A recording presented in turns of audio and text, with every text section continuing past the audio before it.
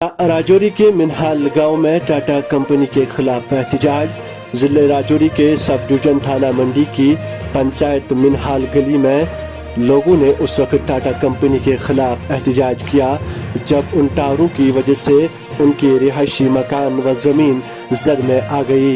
लोगों के मुताबिक जब टाटा कंपनी बिजली के टावर लगवा रहे थे तो उन्हीं ने मना करने के बावजूद गलत जगहों पर टावर नस्ब कर दिए और मुकम्मल तौर पर इनकी इर्द गिर्द बनाई गई गड्ढों को बंद नहीं किया, जिसकी वजह से जो बारिश होती रही जमीन खिसकती रही और आज हमारे मकान और जमीन खत्म हो चुकी है।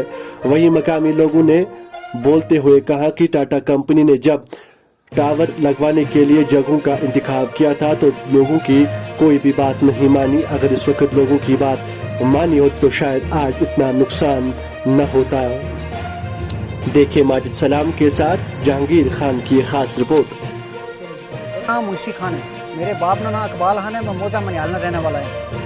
सर 2014-15 में इन्होंने टावर वाले ने इतना टावर लिया।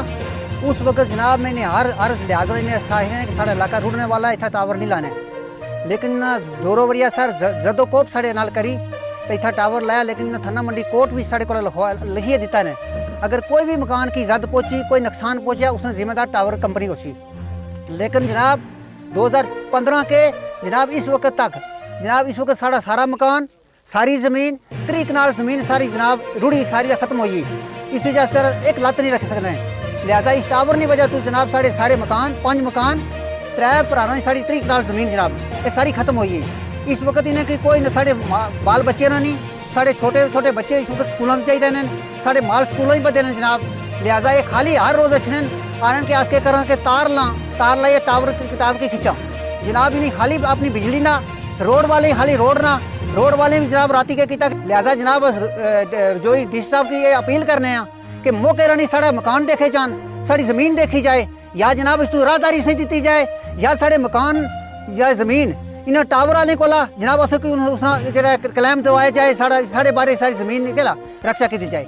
नहीं जमील साहब सर मैंने जमील साहब को थाना मंडी में जाके बोला कि मेरा कौन सा टावर है बिजली का, जो ये टावर है ये बिजली के टावर है। तो ये बिल्कुल जो हमारा ये गांव मनियाल है इसके बिल्कुल बीच में जाते हैं, जिसकी वजह से हमारा बहुत नुकसान हुआ है।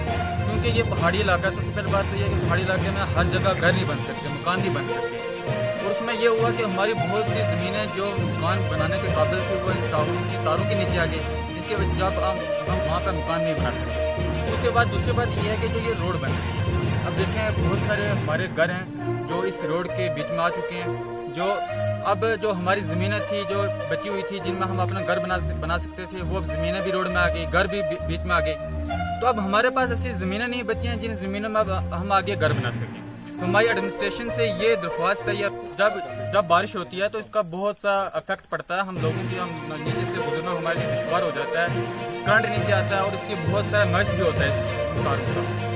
तो हमेशा हम ये अपील करते हैं कि जो हमारा रोड का मुद्दा है हमारी तरफ से कोई रुकावट नहीं। हमें खुशी है कि बहुत सालों से हम इस रोड के लिए हम मुंतज़िर थे कि ये रोड बनाना चाहिए, हम परेशान थे। लेकिन अब ऐसा लगता है जब रोड बनने लगी तो हमारी परेशानियाँ बहुत हद तक बढ़ भी गई हैं पहले से। वो इसलिए है कि जब हमारे पास घर नहीं रहेंगे, हमारे पास ज़मीनें नहीं होंगी तो हम रोड को क्या करेंगे। क्योंकि जब हमारी जो एडमिनिस्ट्रेशन से ये अपील है कि कम से कम या तो हमें अल्टरनेट ज़मीन दी जाए जो हमारी